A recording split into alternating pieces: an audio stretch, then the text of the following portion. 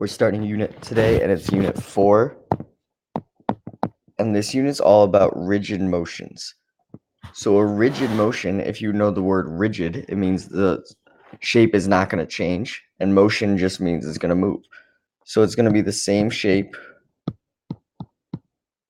and we're just moving it on the coordinate grid. These are also known as transformations,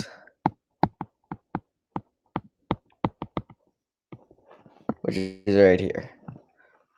So transformations, there's actually 3 main ones we're going to learn. The first one today is called a translation.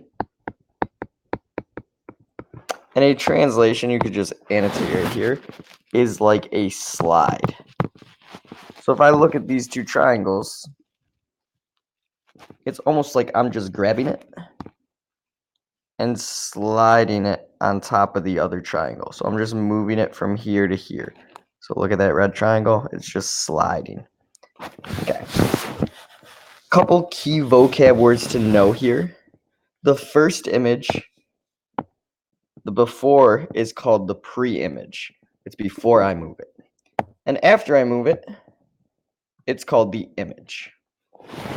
And then a good way to know if it's the pre-image, the first shape, it's like ABC. Triangle ABC here. Then once I move it, the image, it's triangle A prime, B prime, C prime. And those are just little apostrophes. We call them primes. And that shows I just moved point A. Just a little symbol to show we moved it. And you could see that here on the graph, there's a B prime. And then to slide a shape, a translation, the symbol we just use is a capital T, and then how far in the X direction did we move, and then how far in the Y direction. So if I was going to show you the annotation or the right notation for this first one, I'm moving point B to the left 1, 2, then up 1, 2, 3. So it's left 2, so T, left 2 for the X direction, then up 3. So for the X, left is negative, right is positive, and for the Y, up is positive, Y is down is negative. That's why it's left 2, up 3. All right, let's go to the inside right and do some examples. So again, this is just rewriting what we just learned on the front. It's a little more organized here. So a rigid motion is moving the shape on the grid, but the size and shape don't change. The original shape is called the pre-image. The final shape is called the image. So below B is the image of C. B is the image. I'm going to annotate this really quickly. B is the image. That's the shape after the move. So this is the second shape of C. So C is the first. So C is my first point. B is my second point. Using proper notation, I'm looking at A. Write the translation that maps C onto B. I'm going to write it above just so I have more room. So I know it's going to be a translation, how far in the X direction, then how far in the Y. And all you got to do is count. So if I look, C is going right 1, 2, 3, 4, 5, 6, 7, 8, 9, 10, 11, 12, 13. So I'm going right 13, so that's a positive 13. I went right 13. Then I went down 1, 2, 3. Down 3. So my translation, I just write capital T, right 13, down 3. That's it. Pretty easy. And then part B says, graph the quadrilateral Q prime, U prime, A prime, D prime. So I'm going to move all those points once. The image of quad after the same translation. That means I'm going to move every point of QUAD over here. I'm going to move them right 13, down 3. So again, you just got to count. So if I start at point D, actually I'll start at point A. It doesn't matter, but just to keep things in order. Right. 1, 2, 3, 4, 5, 6, 7, 8, 9, 10, 11, 12, 13, down 1, 2, 3, right here.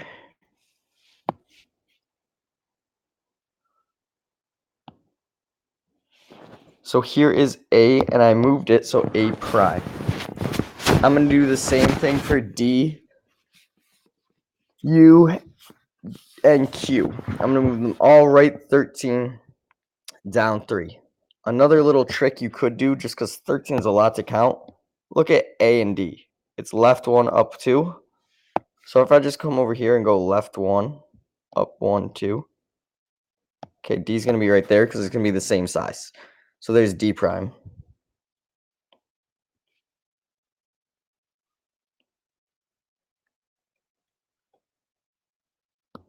Here's U prime, and again, you would just count right 13, down 1, 2, 3. Then Q, go right 13,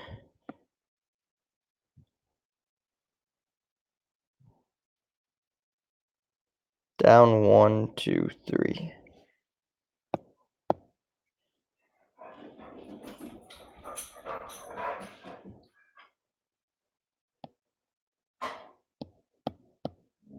And then when I make my quadrilateral, if I connect those points, it's the exact same shape over here. I just moved it over here. I drew it pretty bad, but it's the exact same size and shape. So that's all you have to do. Pause the video, try the one over here, number 1, and then I'll give you the answer. So in the figure below, ABCD goes under the rigid motion, T negative 4, comma 4. So that is left 4. I'm going to annotate because it's negative 4. And then the Y is positive 4, so up 4. Graph E, F, G, H above. One thing to notice, ABCD undergoes the rigid motion to become E, F, G, H. That means A is going to become E, B is F, C is G, and D is H. So when I move point A, I got to call it E. So I'm going to move A. I'm going to go left 4, up 4. 1, 2, 3, 4. 1, 2, 3, 4.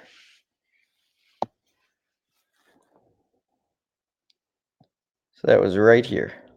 Left 1, 2, 3, 4. Up 1, 2, 3, 4. And that's A, but it's going to become E. Going to do the exact same thing.